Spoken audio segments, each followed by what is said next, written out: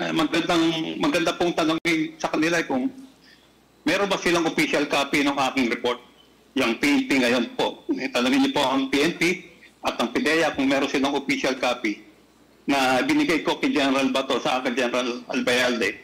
Ibinigay ba nila General Bato Albayalde yung report ko sa proper unit ng PNP para i-validate or i-file? O si Director General Aquino, ibinigay ba niyan sa intelligence service ng PIDEA para i-validate or what? Baka wala pong file sa PIDEA saka sa PNP. Just to be fair po, para klaro din tayo, is there any possibility that they conducted their own investigation, meaning PIDEA and the PNP, and in their investigation, they found nothing to connect Michael Yang and Alan Lim to the drug trade? Is that also possible? Possible naman po yan. So it's also possible? Opo. Okay. Thank you, Mr. Chair. Napakaliit ng possibility po. Thank you, Congressman Flores. The next. Salamat po. Mr. Chairman. Yes, Senior Deputy Speaker Gonzales. Thank you, Mr. Chairman. Comsec, pwede pakibalik yung picture lang?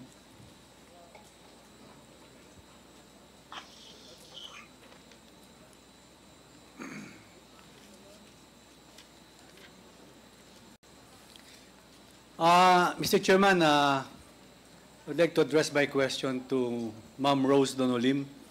Kilala niyo ba yung isang nakapicture? Ang isa po na sa picture ay asawa ko po. So yan po si Alan Lim. No po, yan po ay si Lin Wishong. Meron din pangalan na Wen Li Chen at saka Lin Wichong. Yan Ang po. pangalan niya po ay Lin Wishong. Kaya nga, Lin Wichong, meron din siyang pangalan. Alan Lim, also known as Jeffrey Lim, also known as Lin Wichong. Hindi ho yan ang husband nyo, ma'am? Lin Wishong po ang pangalan ng husband ko, Your Honor. Pero yan po yung husband nyo. Yes po, siya po yung isa sa picture. Asa po siya ngayon? And nasa out of the country po siya ngayon. Kailan pa po siya uwi sa inyo, sa bahay nyo? Ay hindi ko pa po alam kung kailan. Bakit nasa abroad po ba siya, ma'am? Yes po, nasa abroad po siya ngayon. Anong citizenship niya? Pilipino ho siya o Chinese? Hindi po siya Pilipino, Hong Kong citizen po siya. So, nasa Hong Kong po siya ngayon? Yes, Your Honor. Kailan po kayo huling nakita ng husband nyo? Nagkita po kami last November 1. Nung All Saints Day? Yes po. Dito po sa Pilipinas? Hindi po.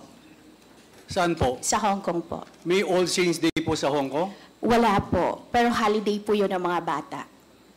Okay. So kasi po, naitanong ko kasi, pag napunta na po tayo dito, marami pa po akong katanungan sa inyo, ma'am.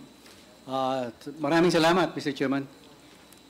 Thank you, Senior Deputy Speaker Gonzales. Susugan ko lang yung tanong ni Congressman Gonzales. So, si Alan Lim ay hindi si Lin Wei-Xiong na iyong husband? Never ko po na rinig na tinawag po siyang Alan Lim. Ang pangalan niya po ay Lin Wishong. Lin Wei-Xiong? Yes po, Your Honor. How old is your husband? 48 years old. 48. Yes po. I hope you don't mind me asking, saan mo kayo nagkakilala ni Lin Wei-Xiong? Nagkakilala po kami sa trabaho ko po dati. May we know kung saan kayo? Sa isang hotel po. Sa abroad? No po, here sa Philippines. Dito sa Pilipinas. And what Opo. year was this? 2009 po. Early of 2009. So si Lin Wei-Xiong ay pumunta ng Pilipinas, isang Hong Kong national, correct? Yes po. Siya ay napunta ng Pilipinas ng mga ganong time, 2009? Nakilala ko lang po siya nung time na po yon. But prior, would you know kung nandito siya between year 2001 to 2007, ganyan? Ang alam ko po, 2005 nandito na po siya sa Pilipinas. 2005, nandito Yes siya sa po. Pilipinas. And anong ginagawa niya rito sa Pilipinas? Anong kanyang negosyo? That time po, nagnenegosyo na po siya. May mga kamag-anak na po siya dito sa Pilipinas, Mr. Chair. May mga kamag-anak siya dito. Hanggang ngayon, meron pa rin siyang kamag-anak dito. Mayroon pa rin po. At sila ay mga negosyante rito. Yes po. And they are Hong Kong nationals too. Hindi po. Chinese national sila. Filipino-Chinese? Yes po. Filipino-Chinese na may negosyo dito? Yes po. O sige. So, kailan umalis si Lin Weishong? Umalis po siya ng Pilipinas, May po, this year. May of this year? Yes po. Okay. So, wala ba siyang sinabi sa'yo kung kailan siya babalik? Wala pa po siyang sinabi. And may I know anong business, anong nature ng business niya? Dito po ba sa Pilipinas? Dito po sa Pilipinas, yes po. May mga real estate po kami dito. Okay. What about abroad? Anong kanyang negosyo?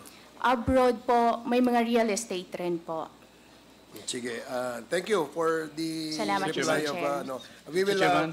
pursue the questioning later on kay Ms.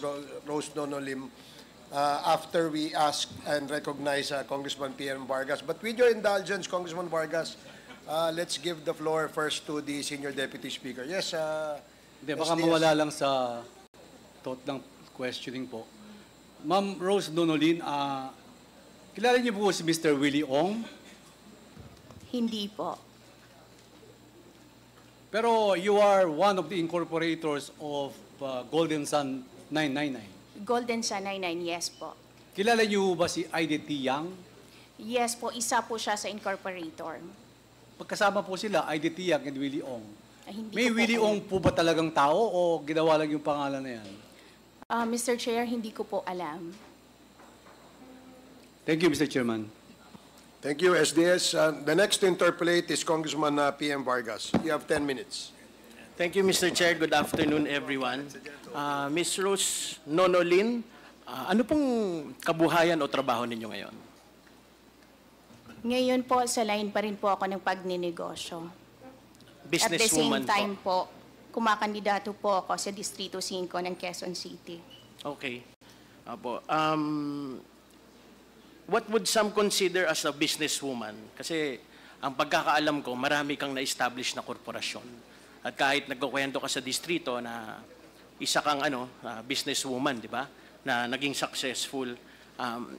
Gaano karami yung mga nagawa mong korporasyon at ano yung nature ng mga negosyo po ninyo? Mr. Chair, kung mga company lang po na-establish, mayroon po. Marami. Sabi nyo nga po, marami. Pero Mr. Chair, ang iba po doon ay hindi naman productive, hindi nagpo-prosper. Alam po natin yan bilang negosyante na hindi lahat po na tinatayo nating negosyo ay magpo-prosper. Mayroon po kaming real estate po. Real estate. Meron pa po bang iba maliban sa real estate? Sa ngayon po, nakafocus po kami sa real estate. Okay. So ano po yung mga klase ng korporasyon ninyo maliban? Meron bang maliban sa real estate o purely real estate po ba? May mga for rent and sale po kami na warehouses. Okay. Warehouses na for sale. As a businesswoman, ma'am, could you share with us what would you consider a best practice sa paggawa ng isang negosyo kaya kayo nagtagumpay? Maging totoo ka lang. Gawin mo yung tama. Gawin mo yung tama. Tapos kahit sino namang anuhin mo sa negosyo, kailangan may due diligence kang ginagawa, di ba? Yes po. Kailangan bago ka makipagkasal, kahit kanino sa negosyo, aaralin mo kung sino sila, di ba? Para magawa yon. So dito po,